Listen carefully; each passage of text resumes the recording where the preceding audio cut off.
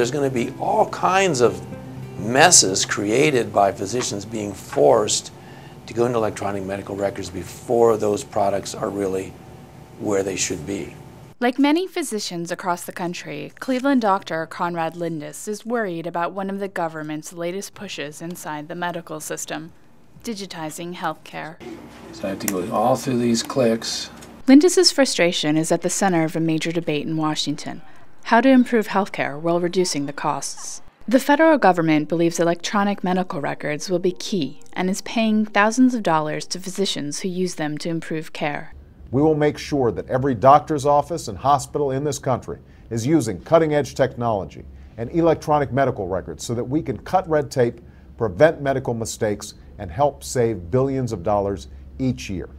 But doctors like Lindus have doubts. I don't think the federal government would put all this money out to help me to practice medicine better. They're putting the money out so they can tell us whether we're practicing medicine the way they think we should. 5 years ago, Lindus's 9-doctor practice bought an electronic medical record system from Misys Corporation. But Lindus says the product didn't do many of the basic tasks they'd hoped for. I would like to be able to just get a simple list of who my patients even are. When the company got bought out by Allscripts Corporation, it left Lindus and his colleagues without much technical support. So Lindus's practice is back on the market.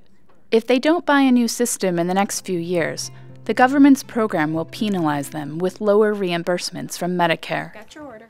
Government officials declined to discuss doctors' concerns on camera, but officials have publicly said they believe the program is already moving ahead.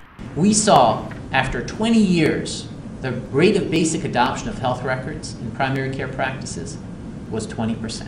And within 1 year, it jumped to 30%. A 10 percentage point gain in 1 year. And that's a trend that's continuing. Recently, government-funded consultants came to Lindus's office to help his practice find a new system. There's a program called the High-Tech. The doctors weren't easily convinced. The vendors will come in here and they'll give us a spiel and they'll give us a PowerPoint. This is what it does.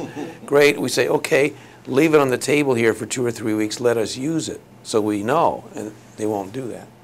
What kind of leverage do you people have to help us get these vendors to treat us with some respect and not just say, here it is, take it or leave it? They can't smell us.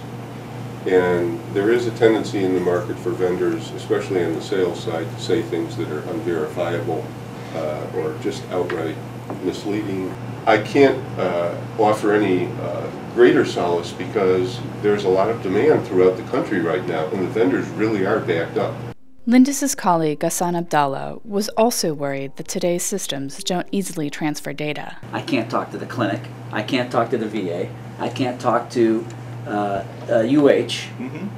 I can't talk to Dr. X when I'm Dr. Y. The idea here is a hub so that everyone can talk to everyone. Right, but how long does this take? Why don't I just sit tight and not keep paying and paying and paying and paying until this actually gets worked out? I come back in 5 years and say, give me the system that talks to everybody. Connor, are you convinced we need another EHR right now? No questions asked? I think it would be very foolish to go backward.